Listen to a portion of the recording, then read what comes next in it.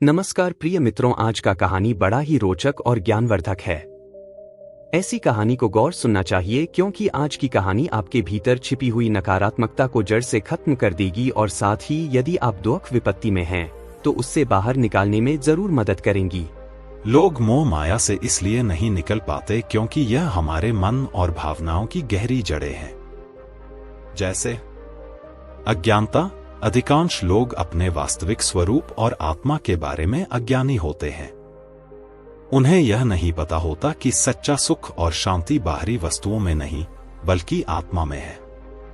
इच्छाएं और अपेक्षाएं, लोग अपनी इच्छाओं और अपेक्षाओं के कारण मोह माया में फंसे रहते हैं। यह इच्छाएं उन्हें स्थायी सुख की तलाश में भटकाती रहती हैं, जबकि वास्तविक सुख अस्थायी बाहरी चीजों में नहीं होता। आदतें और संस्कार, हमारे जीवन की पुरानी आदतें और संस्कार हमें मोह माया के जाल में बांध कर रखते हैं। हमें अपनी आदतें बदलने में कठिनाई होती है। सामाजिक और पारिवारिक दबाव, समाज और परिवार की अपेक्षाएं और मानदंड भी हमें मोह माया से बंधे रखते हैं। लोग सामाजिक मान्यता और स्वीकृति की चाहत में अपनी आंतरिक शांति को खो देते हैं। असुरक्षा और भय, लोग अक्सर अपनी असुरक्षा और भय के कारण मोह माया में फंसे रहते हैं। उन्हें यह डर होता है कि अगर उन्होंने अपनी इच्छाओं और अपेक्षाओं को त्याग दिया तो वे अकेले रह जाएंगे या असफल हो जाएंगे। सांसारिक सुखों की आदत, लोग सांसारिक सुखों की आदत में फंसे रहते हैं और उन्हें छोड़ना मुश्किल होता है। वे अपने जीवन में अस्थायी सुखों को ही सब कुछ मान लेते हैं। असली उद्देश्यों की कमी, बहुत से लोग जीवन के असली उद्देश्यों को नहीं समझ पाते और इसलिए मोह माया के जाल में फंसे रहते हैं। वे सिर्फ भौतिक सुखों की तलाश में रहते हैं और आत्मिक शांति को अनदेखा कर देते हैं। मोह माया से निकलने के लिए आत्मज्ञान, ध्यान, साधना और वैराग्य आवश्यक है। जब व्यक्ति इन मार्गों पर चलना शुरू करता है, तब वह धीरे धीरे मोह माया से मुक्त हो सकता है। यह कहानी महात्मा और उनकी पत्नी के बीच एक संवाद पर आधारित है, जिसमें जीवन की गहरी सच्चाइयों और मोह माया के जाल से निकलने की प्रेरणा को समझाया गया है। जी हाँ मित्रों, आप लोगों को हमारे चैनल बुद्धा वाइटलाइजिंग में बहुत बहुत दिल से स्वागत है। मित्रों, अगर कहानी वीडियो पसंद लगे तो चैनल को सब्सक्राइब कर दीजिएगा। आइए एक कहानी के द्वारा जानते हैं। महात्मा एक साधु संत थे जिन्होंने संसार की सभी मोह माया को त्याग कर साधना और तपस्या के पथ को चुना था। उनका जीवन सरलता, सादगी और आत्मिक शांति से परिपूर्ण था। उनकी पत्नी, जो अपने आप में एक आदर्श गृहिणी और धार्मिक महिला थी, महात्मा के जीवन और उनके आदर्शों से प्रभावित थी, परंतु संसार के सामान्य जीवन से पूरी तरह अलग नहीं हो। एक दिन महात्मा की पत्नी ने देखा कि उनके बगीचे में एक सुंदर श्यामा चिड़िया फंसी हुई है। चिड़िया फड़फड़ा रही थी, परंतु जाल से बाहर नहीं निकल पा रही थी। यह दृश्य देखकर पत्नी का मन द्रवित हो उठा। उन्होंने महात्मा को बुलाया और, स्वामी, यह श्यामा चिड़िया मोह माया के इस जाल में क्यों फंसी हुई है? क्या यह जानती नहीं कि इसे अपनी स्वतंत्रता को बचाना चाहिए?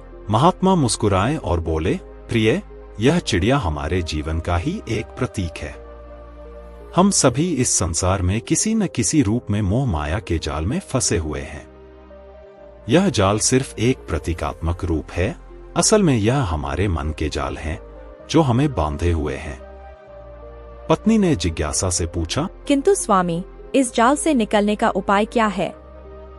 हम कैसे जान सकते हैं कि हम किस जाल में फंसे हुए हैं? महात्मा ने एक गहरी सांस ली और कहा, यह जाल हमारी इच्छाओं, अपेक्षाओं और अज्ञानता का परिणाम है।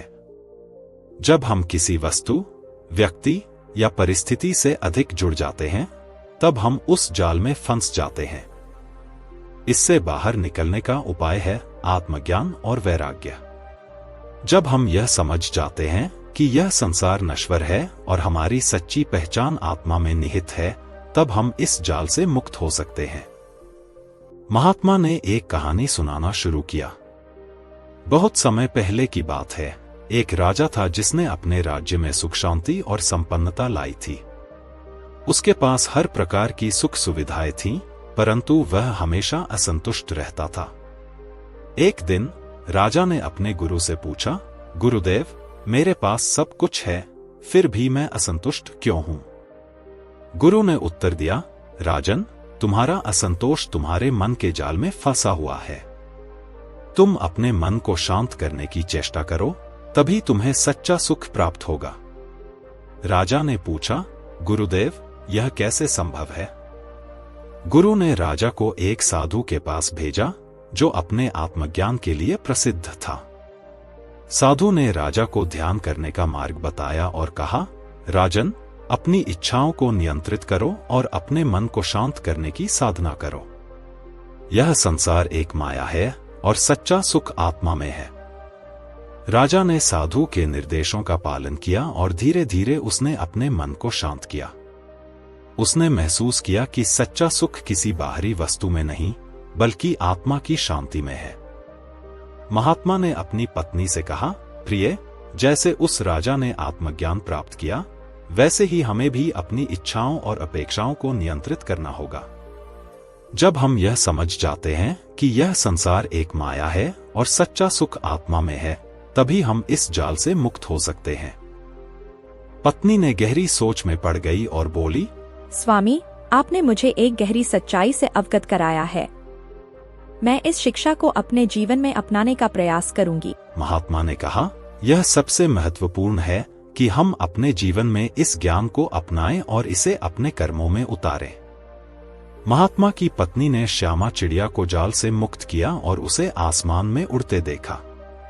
यह दृश्य उनके लिए प्रेरणादायक था और उसने समझा कि सच्ची स्वतंत्रता आत्मज्ञान में है।